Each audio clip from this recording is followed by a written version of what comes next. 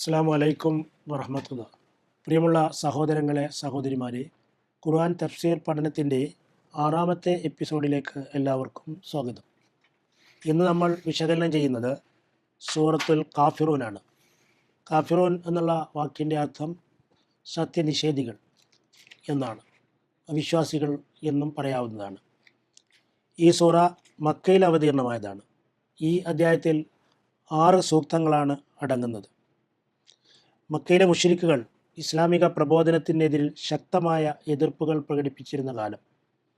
എന്നാൽ അങ്ങനെ എതിർപ്പ് പ്രകടിപ്പിച്ചിട്ട് മുഹമ്മദ് നബി സല്ലല്ലാഹു അലൈഹി വസല്ലമയെ പിന്തിരിപ്പിക്കാൻ സാധിക്കുന്നില്ല എന്ന് മനസ്സിലായപ്പോൾ നബിയുമായി ഒരു സന്ധി ഉണ്ടാക്കി ഈ പ്രബോധന ദൗത്യത്തിൽ നിന്ന് നബിയെ പിറകോട്ട് വലിക്കാൻ സാധിക്കുമോ എന്ന് അവർ ആലോചിച്ചുകൊണ്ടിരുന്നു.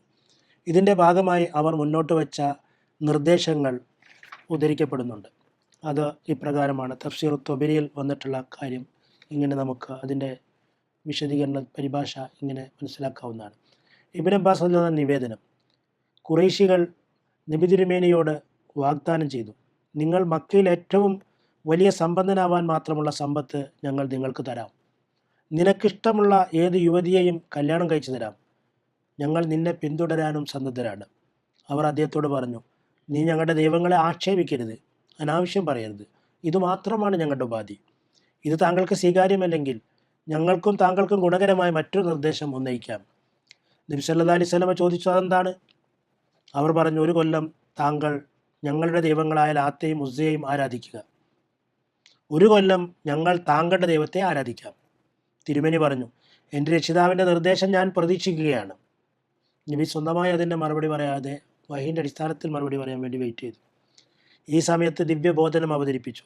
പറയുക, അല്ലയോ നിഷേധികളെ എന്നതും അവരോട് പറയുക, വിഡ്ഢികളെ, അള്ളാഹു അല്ലാത്തവർക്ക് ഞാൻ ഇബാദത്ത് ചെയ്യണമോ എന്നതും. സൂറ സുമർ 64-ാം വാക്യവും. തഫ്സീർ ത്വബരി 24-ാം വാള്യം 662-ാം പേജിൽ ഉദ്ധരിച്ചിട്ടുള്ള കാര്യമാണ്. നബി സല്ലല്ലാഹു അലൈഹി വസല്ലമയോട് തൻ്റെ പ്രബോധന ദൗത്യം നിർത്തിവെക്കാൻ വേണ്ടി ദുനിയാവിൽ എന്തൊക്കെ ആവശ്യമുണ്ടോ അതൊക്കെ തരാം എന്ന് പറഞ്ഞു. അതുപോലെ ചെറിയൊരു അഡ്ജസ്റ്റ്മെൻ്റ് ഈയും നമ്മളുമായി ഉണ്ടാകണം എന്നും ആവശ്യപ്പെട്ടു. പക്ഷെ ആദർശപരമായ രംഗത്ത് യാതൊരു അഡ്ജസ്റ്റ്മെൻറ്റിൻ്റെയും പ്രശ്നമില്ല. അതല്ലാത്ത മറ്റുള്ള ഭൗതിക കാര്യങ്ങളിൽ നീതിപൂർവകമായ ഏതൊരു സഹകരണവും ആകാമെന്നുള്ളതാണ് ഇസ്ലാമിൻ്റെ കാഴ്ചപ്പാട്. ഈ ആദർശപരമായ വ്യതിരിക്തത വ്യക്തമാക്കുന്ന ആശയങ്ങളാണ് ഈ സൂറയിൽ അടങ്ങുന്നത്. ഈ സൂറ വിശ്വാസികൾ അവിശ്വാസികളോട് ആദർശപരമായ കാര്യങ്ങളിൽ യാതൊരു വിട്ടുവീഴ്ചക്കും സന്നദ്ധരാകാൻ പാടില്ലെന്ന കാര്യം അർത്ഥശങ്കക്കിടയില്ലാത്ത വിധം പ്രഖ്യാപിക്കുകയാണ്. ഈ സൂറയുടെ പ്രാധാന്യം വ്യക്തമാക്കുന്ന മറ്റു ചില നിവേദനങ്ങൾ കൂടിയുണ്ട്. ഇമാം അഹ്മദ് നിവേദനം ചെയ്തിട്ടുള്ള 4965 നമ്പർ ഹദീസിൽ കാണാം, ഇബ്നു ഉമർ റളിയല്ലാഹു അൻഹു നിന്ന് നിവേദനം, അന്ന റസൂലുള്ളാഹി സ്വല്ലല്ലാഹു അലൈഹി വസല്ലം ഖറഅ ഫി റക്അത്തൈനി ഖബ്ല അൽ ഫജ്രി വ റക്അത്തൈനി ബഅദൽ മഗ്രിബ്.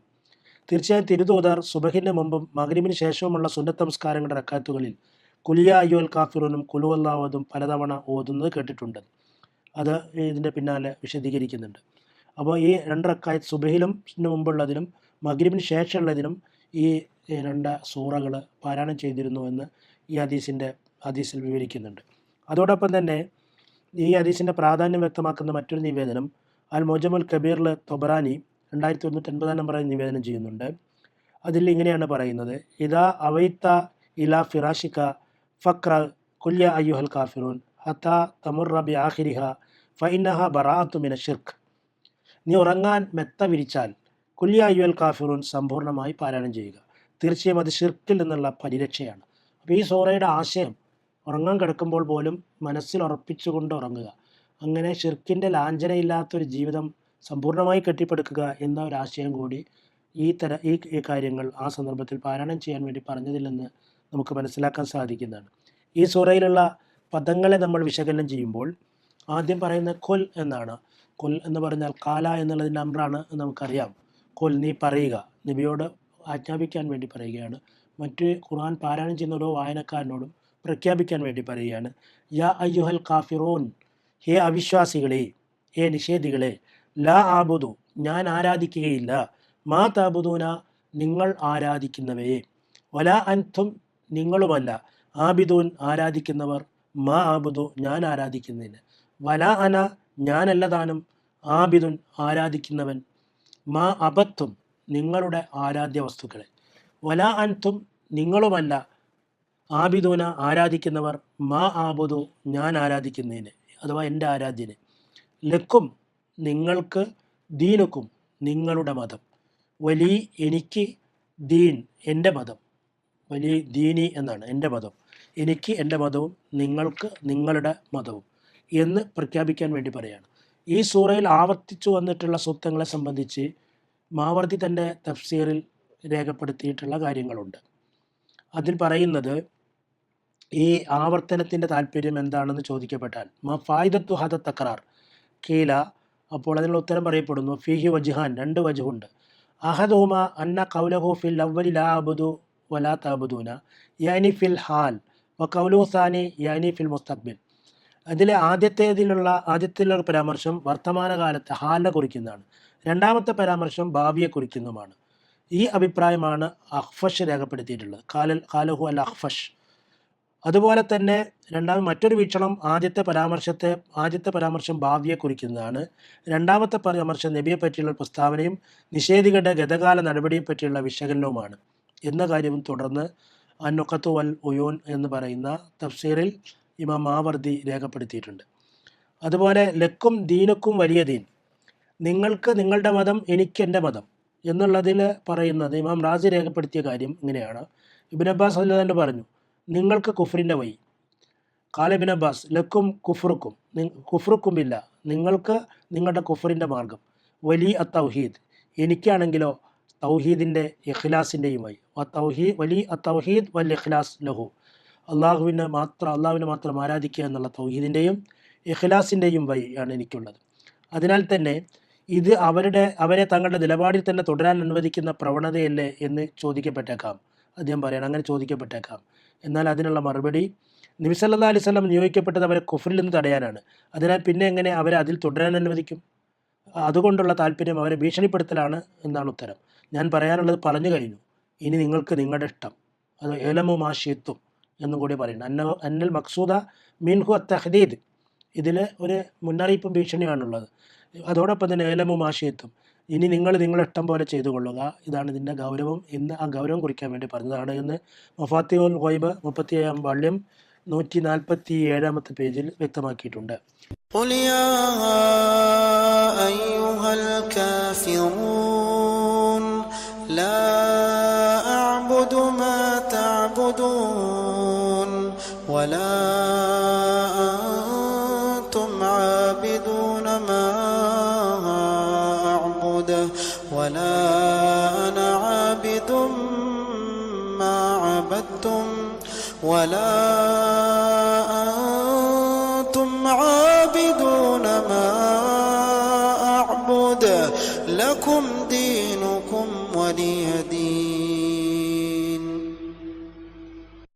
ഈ സൂറയുടെ മൊത്തം സാരം നമ്മൾ നോക്കിയാൽ, കുല്യ അയ്യുഹൽ കാഫിറൂൻ, നീ പറയുക സത്യനിഷേധികളെ, ലാ അബ്ദു മാ തഅബ്ദൂൻ, നിങ്ങൾ ആരാധിക്കുന്നവയെ ഞാൻ ആരാധിക്കുകയില്ല, വലാ അൻതും ആബിദൂന മാ അബ്ദു, ഞാൻ ആരാധിക്കുന്നതിനെ നിങ്ങളും ആരാധിക്കുകയില്ല, വലാ അന ആബിദും മാ അബദ്തും, നിങ്ങളുടെ ആരാധ്യ വസ്തുക്കളെ ഞാൻ ആരാധിക്കാനും പോകുന്നില്ല, വലാ അൻതും ആബിദൂന മാ അബ്ദു, എൻ്റെ ആരാധനെ നിങ്ങളും ആരാധിക്കാൻ പോകുന്നില്ല, ലക്കും ദീനുക്കും വലിയ ദീൻ, നിങ്ങൾക്ക് നിങ്ങളുടെ മതം എനിക്കെൻ്റെ മതം.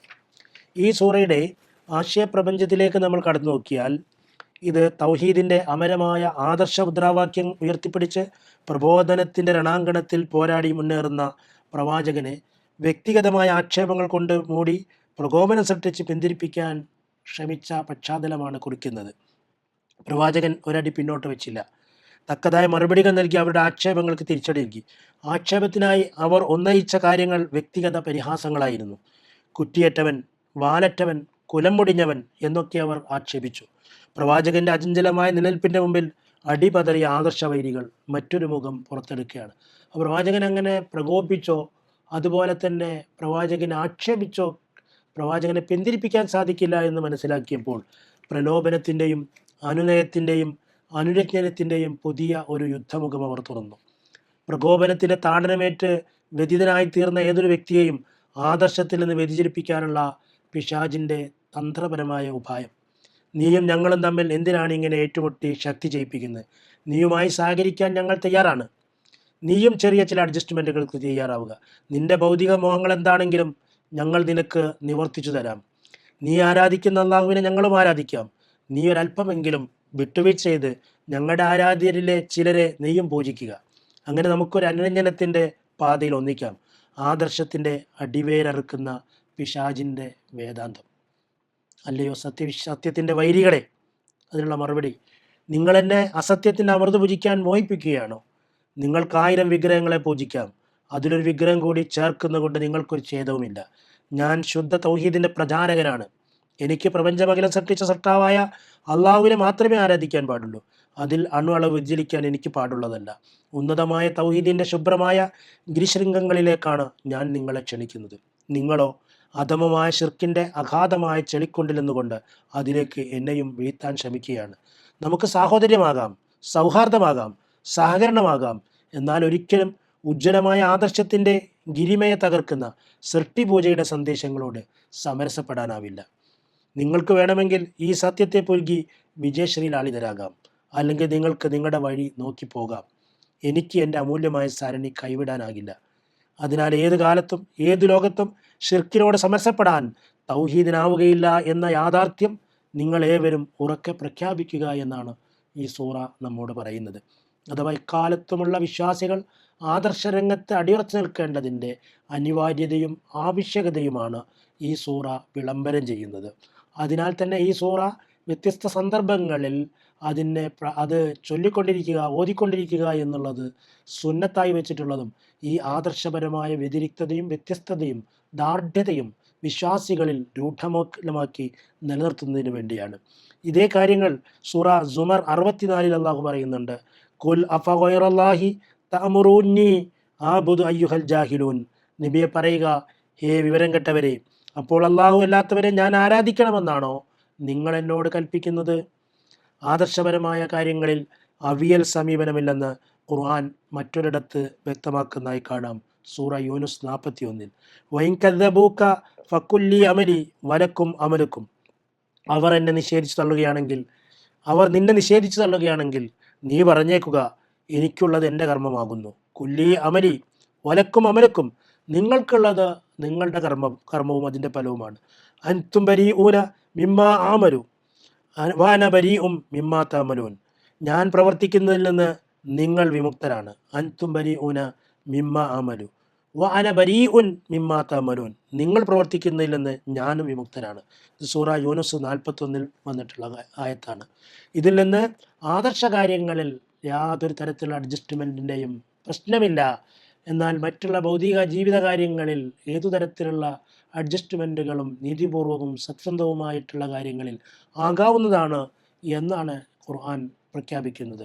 അതുപോലെ സൂറ സുമർ 36, 39, 40 വാക്യങ്ങളിൽ പറയുന്നു, കുല്യാ ഖൗം, പറയുക എൻ്റെ ജനങ്ങളെ, ഇഅ്മലൂ അലാ മക്കാനത്തിക്കും ഇന്നി ആമിലുൻ.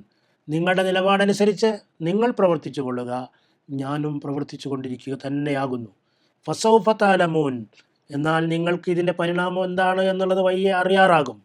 അതുവരെ നിങ്ങൾ വെയിറ്റ് ചെയ്യുക. മയ്യതീഹി അദാബുൻ യുഖ്സീഹി വയഹില്ലു അലൈഹി അദാബു മുഖീം. അപമാനകരമായ ശിക്ഷ വന്നെത്തുന്നതും ശാശ്വതമായ ശിക്ഷ വന്നിറങ്ങുന്നതും ആർക്കാണെന്ന് നിങ്ങൾക്ക് പിന്നാലെ അറിയാൻ സാധിക്കും. സൗഫ താലമൂൻ, നിങ്ങൾക്കറിയാൻ സാധിക്കും എന്നുള്ള താക്കീതുമാണ് സൂറ സുമറിലെ 39-40 വാക്യങ്ങളിൽ അള്ളാഹു നൽകുന്നത്. അപ്പോൾ ഇതിൽ നിന്ന് ഈ സൂറ ആദർശപരമായ വ്യതിരിക്തതയുടെയും വ്യത്യസ്തതയുടെയും ദാർഢ്യതയുടെയും ദൃഢതയുടെയും സന്ദേശമാണ് ഉയർത്തിപ്പിടിക്കുന്നത്.